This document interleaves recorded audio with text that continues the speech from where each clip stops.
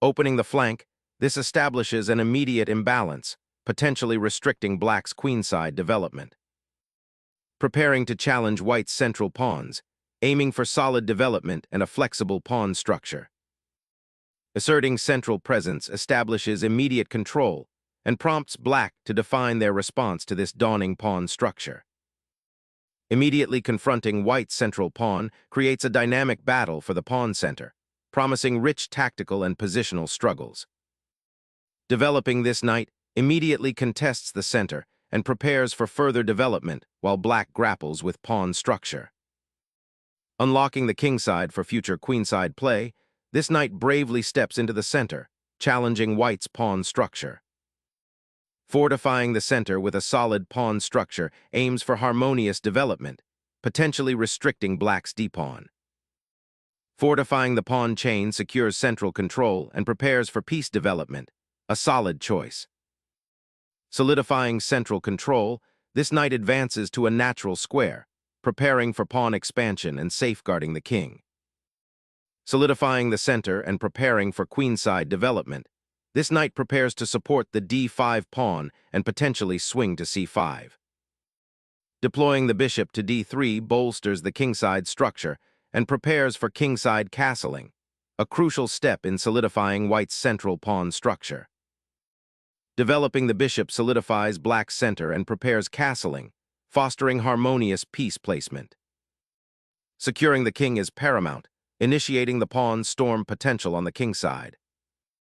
Castling secures the monarch, a crucial step in consolidating defenses before the central battle truly ignites. Preparing to fianchetto the bishop, aiming for long-range influence on the queenside diagonal.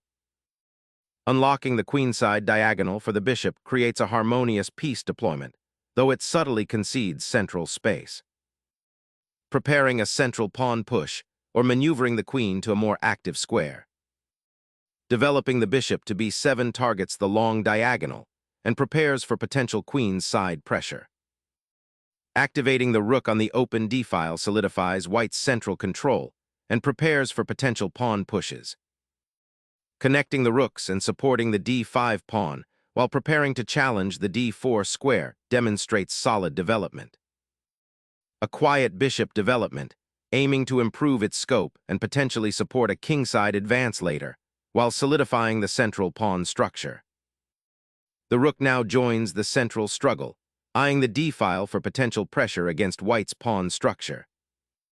Securing the c-file is a pragmatic step, anticipating potential pawn pushes and preparing for a kingside build-up. Shifting the queen to b8 aims to free the c-file and prepare a potential kingside advance, though it concedes some central space. Prudently preventing the g4 advance, white secures the kingside and prepares for a subtle positional build-up. Repositioning the bishop to d6 aims to develop a more active defensive post, eyeing the kingside and potentially preparing for a pawn push. Challenging the central pawn structure, white boldly throws open lines, potentially sacrificing queenside space for dynamic central play and an assault on black's king. Opening the center this way offers tactical possibilities, but also simplifies the pawn structure for white's pieces. Reclaiming the central square, the knight establishes a powerful outpost, reinforcing the queenside while eyeing potential weaknesses in black's structure. Shifting the bishop to the active f4 square pressurizes white's central pawn structure and opens diagonal possibilities. This exchange forces a pawn structure alteration, potentially opening lines toward the enemy king. Reclaiming the pawn opens vital diagonals for your queen and bishop, preparing for active piece play. Shifting the rook to b1 anticipates a potential queenside pawn advance and prepares to contest the b-file should it open, securing a more robust defensive posture. Challenging the central pawn structure immediately, black injects dynamic tension and seeks to open lines for their pieces. Striking at the pawn chain disrupts black's coordination, potentially opening lines for an assault on the king. Recapturing with the pawn fragments the kingside pawn structure, opening lines but creating a backward pawn. The knight lands on a formidable outpost, cramping black's development and eyeing potential weaknesses. Centralizing the queen on a8 immediately targets the d-file's contested nature, preparing to exploit any instability there. Knight aggressively probes the queen side, potentially targeting weakened squares or forcing concessions. Exchanging knights here fundamentally alters the central pawn structure, potentially freeing up lines for your pieces.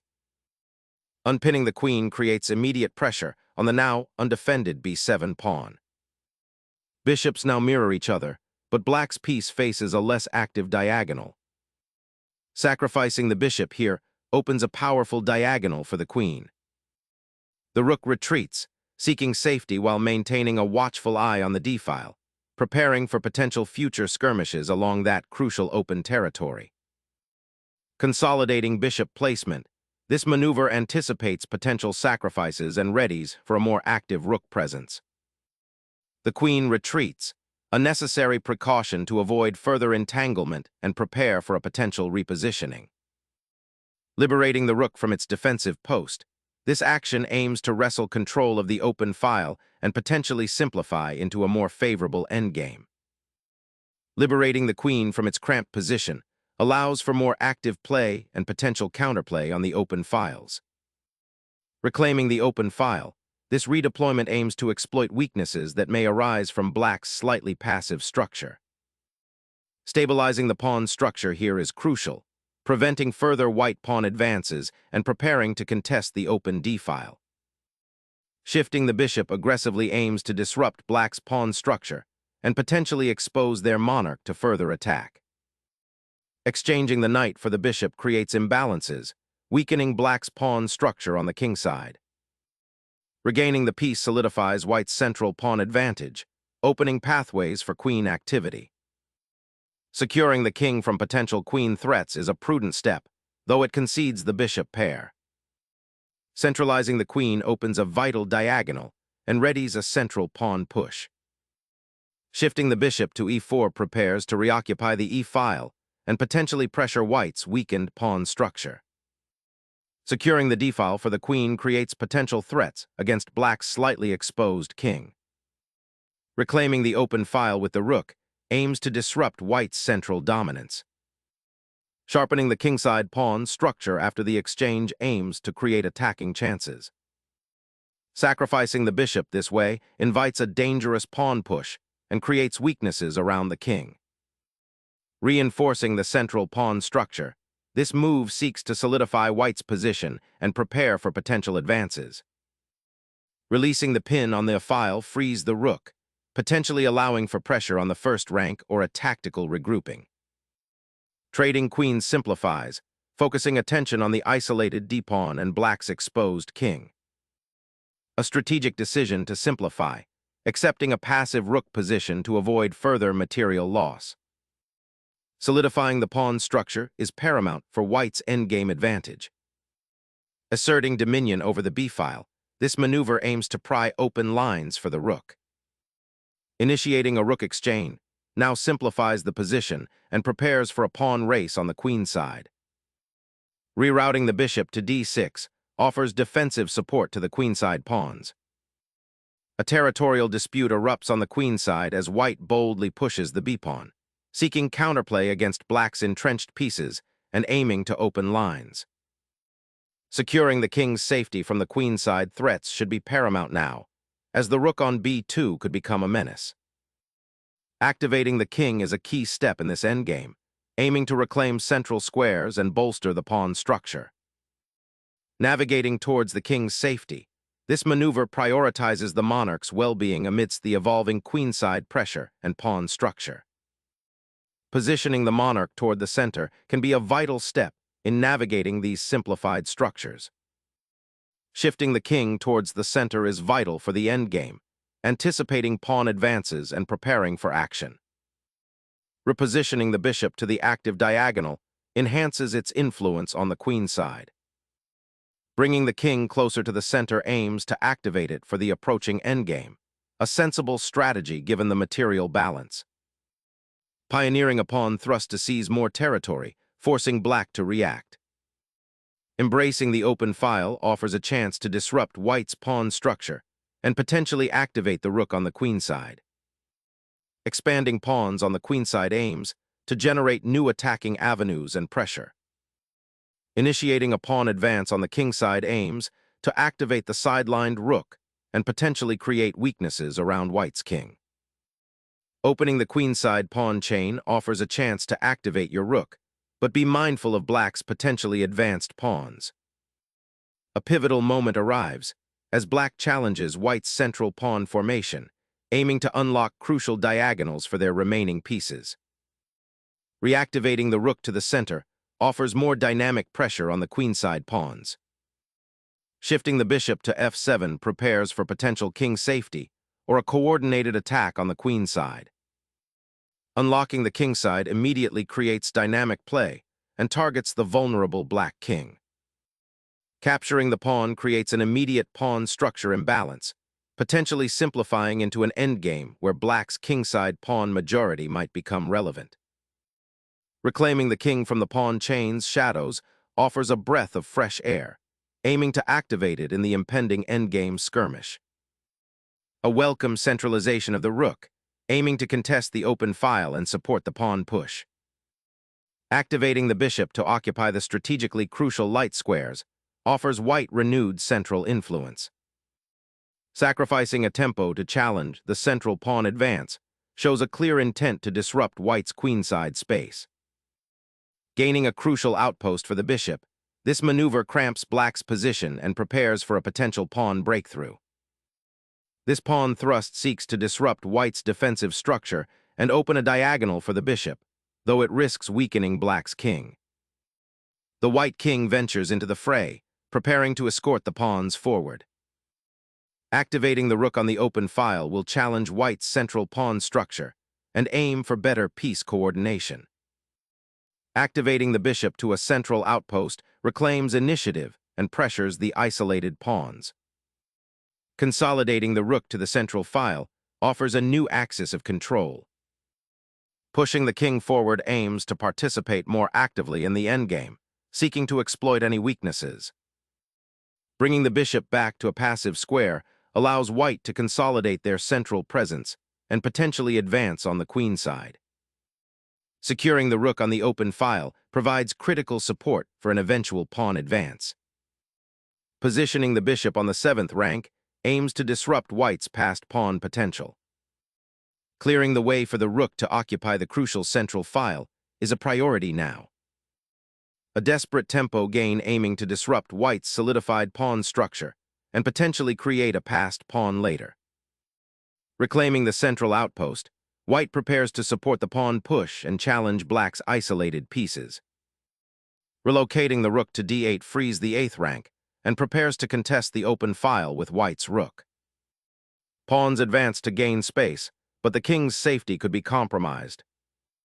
The bishop finally relocates to a more active square, aiming to participate in the pawn struggle. Pushing this rook forward aims to activate it and potentially disrupt black's king's safety. Securing the d-file again consolidates white's control and pressures black's weakened pawn structure. Reclaiming the d-file opens avenues for attacking white's isolated pawns. Launching a pawn storm on the kingside to seize initiative and expose the enemy monarch is a bold, albeit risky gambit. Capturing the pawn opens the g-file for potential future pressure on black's king. Snatching that pawn initiates a crucial sequence of exchanges that aims to simplify the position and gain activity.